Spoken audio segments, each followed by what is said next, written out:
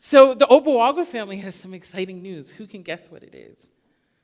Some of you already know. A lot of you already know. We bought a house. Don't fire me, please. That's the caveat. That means we have to stay here for a while. It took us 4 years to figure it out. Do we like Calgary? No, we're excited and overwhelmed.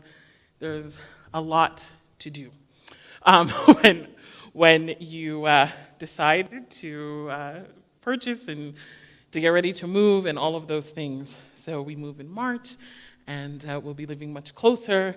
We didn't get this close, but we're much closer in Glenbrook, and so we're excited about that coming up. What is an emperor to do when there is unrest in a city? What is the emperor to do when there's unrest in Rome? Claudius, he chose expulsion. Many would note that Christianity and Judaism had become synonymous. It felt to those watching from the outside that Christianity was simply a sect of the broader religion. And there were disagreements between those who were Jewish and those who saw themselves as Jewish Christians. And it was enough of a disagreement that the emperor decided to send many Jewish individuals and families outside of Rome. Now, this would have an effect on Christianity within Rome as it moved from being this highly Jewish faith to one that is mostly dominated by Gentiles or non-Jews. But what happens when the emperor dies and the original holders of this emerging religious tradition begin to find their way back home and find their way back to Rome? What happens when these new church communities don't follow the same traditions, rules, norms, and methods as before? What happens when their version of worship feels foreign and ungodly, sinful, wrong?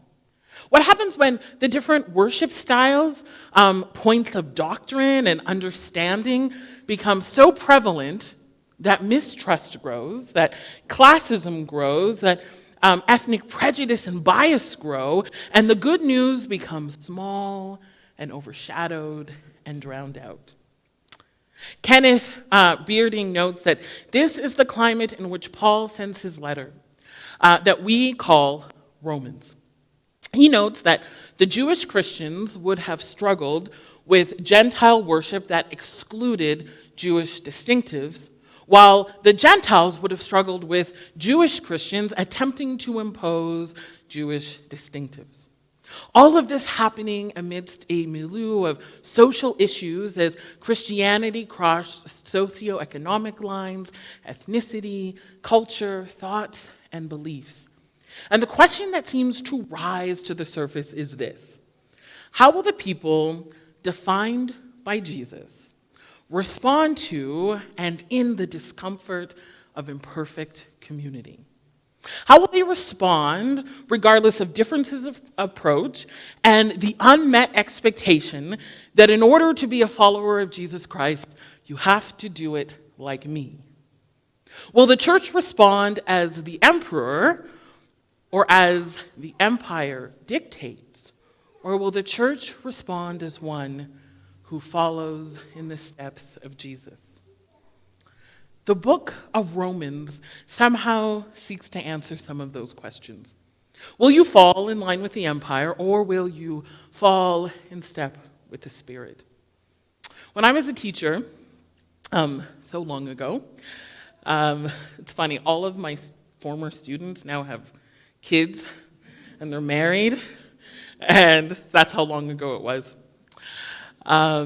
So when I was a teacher, in every single class, in every single grade, regardless if it was kindergarten up to grade 8, there would be someone or someones who had all of the answers. And they wanted to make sure that I knew that they had done their homework, that they understood the concepts, that the book levels, were far below their reading capacity, and that they could explain these concepts so much better than others. And these kinds of attitudes would often leave the other students who struggled specifically, to become very quiet. because they would wonder, why should I say something if someone else has all the answers? Why should I say something if I'm not quite understanding, if I need more of an explanation?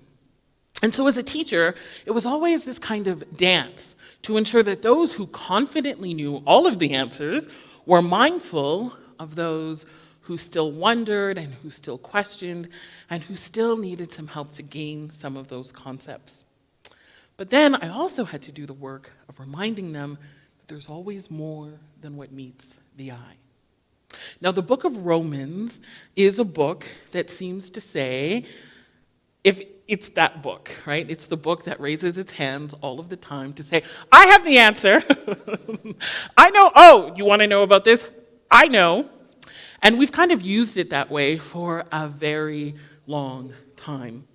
But it's been a book that, because we've decided that it has all of the answers, it's been a book that we've used to isolate, to exclude, to hammer, and to harm. And it can be a book that fills readers with a sense of overwhelm, as many of us who have learned about this book also have learned that it has all of the answers. But what if there's more than what meets the eye? What if we need to know more about the history? What if we need to understand more about the context and the time and the place and the people? What if we need to wonder if there is more to what Paul is writing about and more to what Paul has to offer? What if we are invited into nuance, into questions, into uncertainty, and into the pursuit of wisdom? What if there is more to Paul's letter than the need for the sinner's prayer and the Roman road? Now, do you guys remember that? Does anyone know what the Roman road is? No? Oh, so my example means nothing. So if you grew up in evangelical circles, the Roman road was all of the passages in Romans that were supposed to guide you to Jesus. And it was navigators and all these things.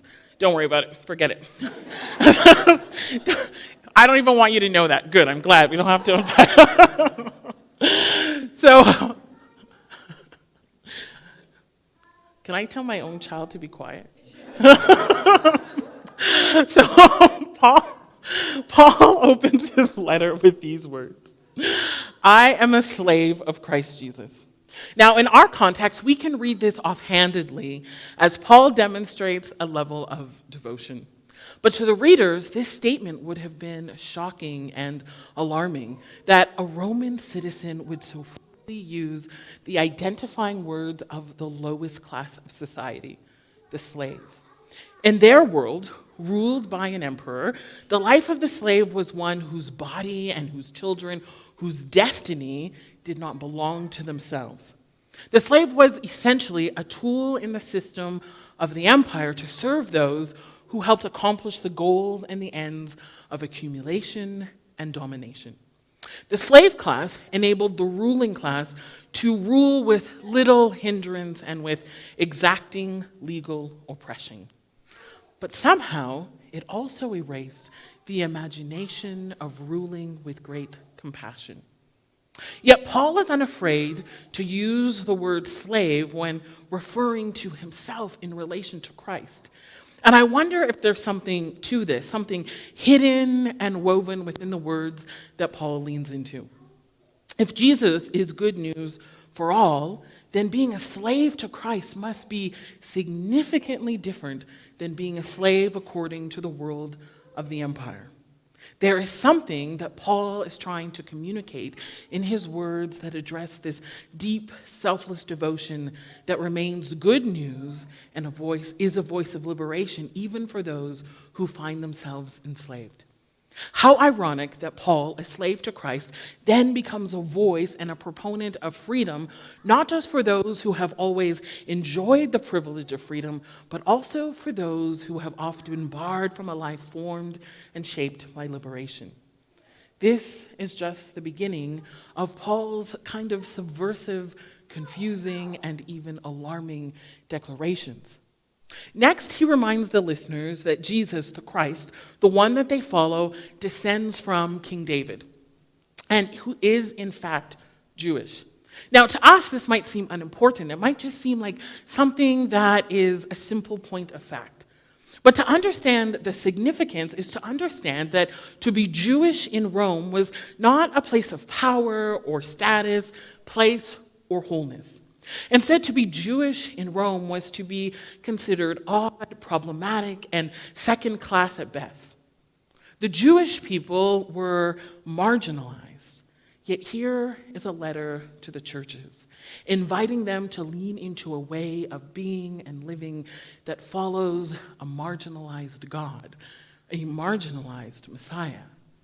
Now, for the Jewish Christians, when they would have heard Paul kind of announce their history and see that it's kind of woven into Paul's letter, they may have been tempted to respond with some kind of pride or supremacy. A coded reminder to the non-Jewish Gentiles that if anyone is to be second class, it is them. But Paul is not about that. Paul is not about encouraging the slave to become the slave master, the marginalized Jew to take on the tools of the oppressor. Instead, he reminds all who are listening to his words being read that even the Gentiles, even the Romans, even the ones who are known for holding slaves and taking land and commodifying that which was intended for all, even they have been called, even they have been invited. Those are difficult words then and difficult words today. You see, I don't want to imagine that the Christ who saves me is the Christ who saves my enemy.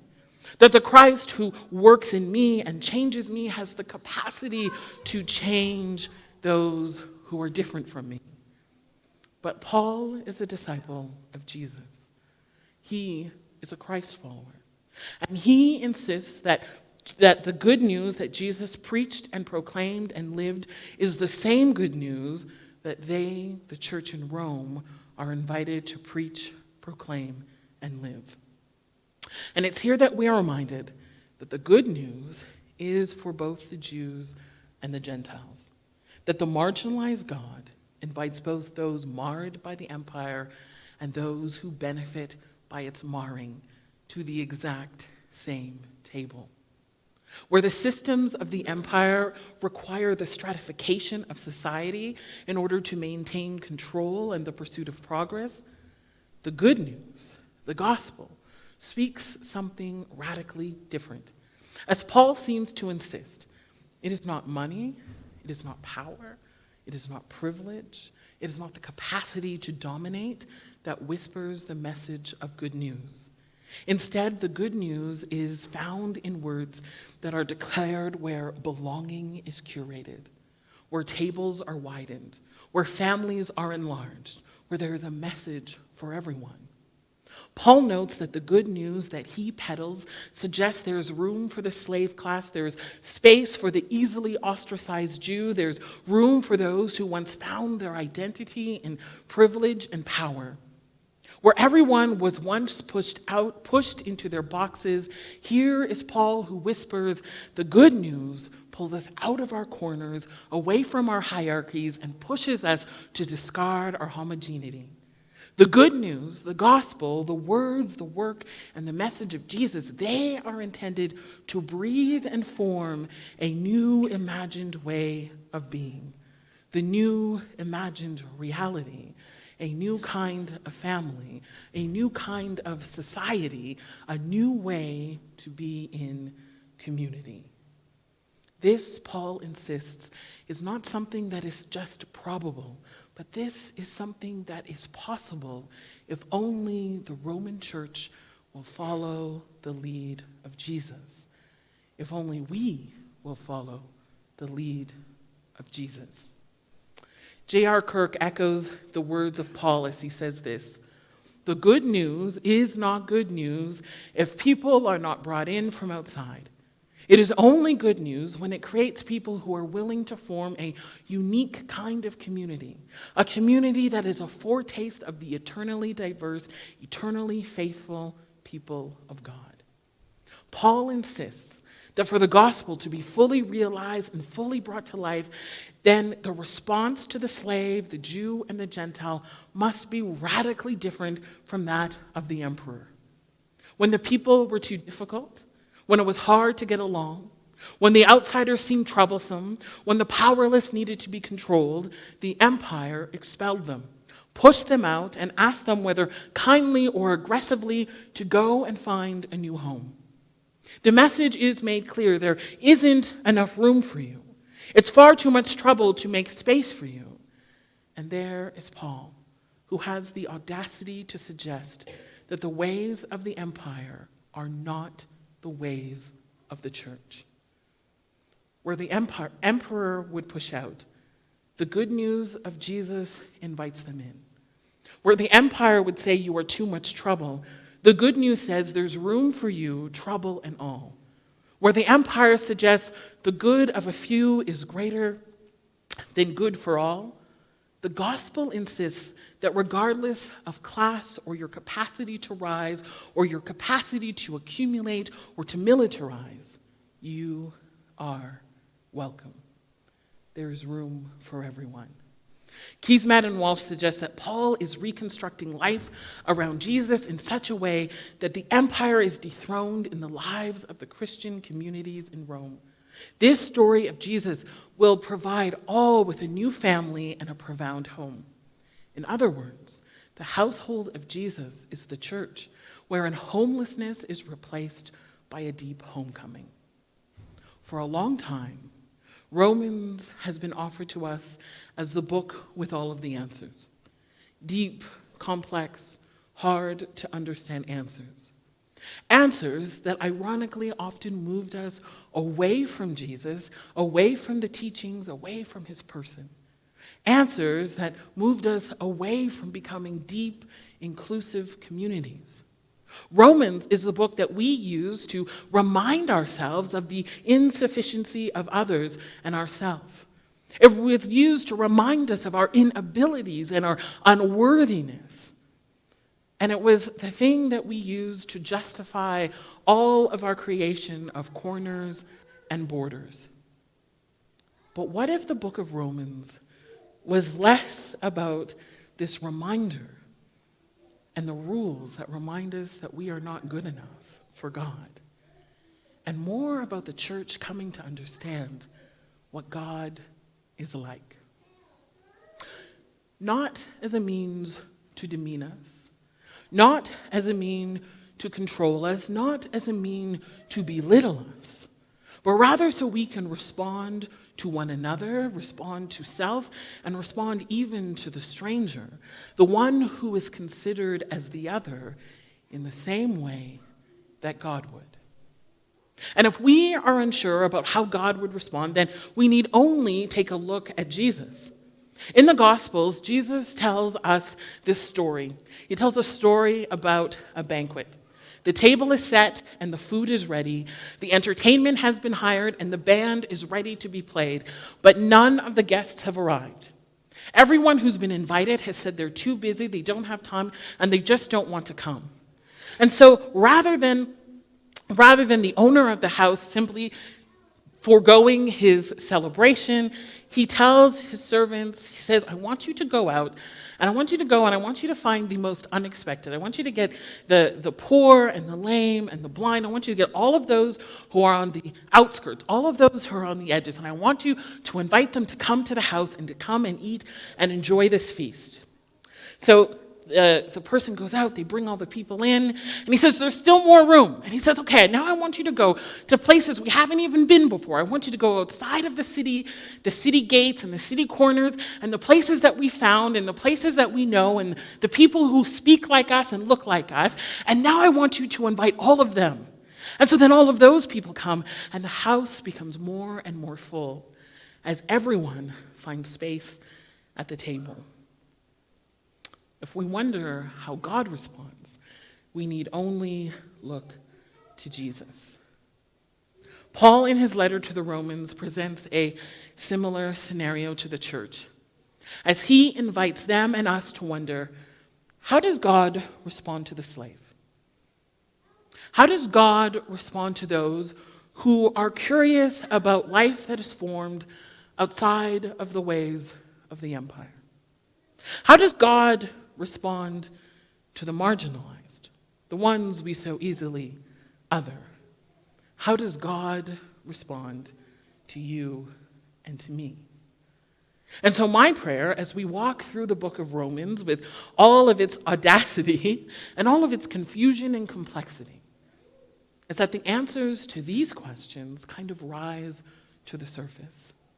And that as we look at Romans, we are not incited to move away from one another, but instead we begin to gather images of open doors, pictures of wider tables, inspiration to make space, and that you are reminded to build community, and that you have this growing desire to both be and create a new kind of family, a new way of belonging, a way of belonging that is defined by one particular story and one particular message that is centered around Jesus. My prayer is that as we read Romans, we become a living and breathing expression of good news. We're going to watch a quick video, and then the worship team will come forward.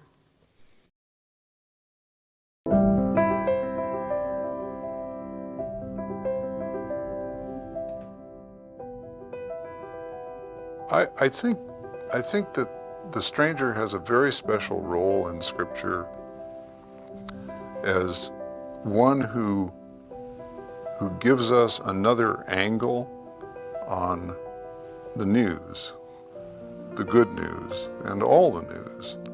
Because the stranger comes from a different place than we do, sees different things than we do, has heard different things than we've heard, and is able to give us a bigger picture of who we are and where we are and what the possibilities are than we could possibly get all by ourselves. If we stay within our own lifestyle enclave or our own sense of who our family is and who it isn't, we keep getting the news from the same sources, and we keep recycling it, and we keep breathing the same air, which can get very stale after a while. But if we reach out to the stranger, we begin to pick up different messages, and again, our view of the world becomes larger. And because we're taking in the otherness that we know is out there, but we're always kind of afraid of, and we're learning that we don't need to be afraid of it, that it can actually expand and deepen our lives, we feel more at home in the world through acts of hospitality to the stranger. At least in my life, that's proven true time and time again. And I think it's right at the heart of democracy as well as faith. It's another one of those intersections between Christianity and the demands of a healthy democracy, to extend hospitality to that which seems other than who we are, to, as Marge Piercy says in one of her poems, to know who we mean when we say we, and each day mean one more. Each day mean one more. Keep growing that definition of we by encountering the stranger, learning from the stranger, offering food and drink to the stranger, breaking bread with the stranger. And I think always, always, from where I sit, the stranger may not see it this way, but I do, always, always, he is known to them in the breaking of the bread.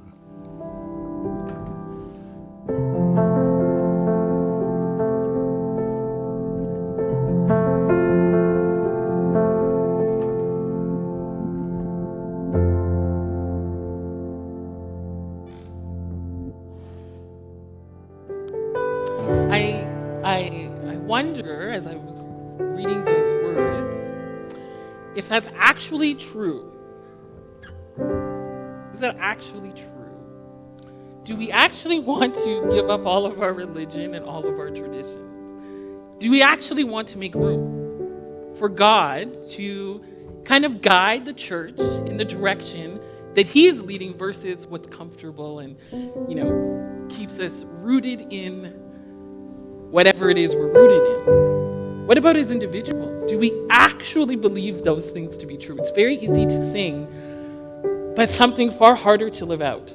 I love this, all new. This is what Romans points us to, this all new way of living and operating with one another and with the world, so that others can have the opportunity to have awareness of this all new way of living and operating. And the all new isn't about more boundaries and borders, but it's always about more freedom and more liberation. And that's the good news. It's all wrapped up in the story of Jesus. Have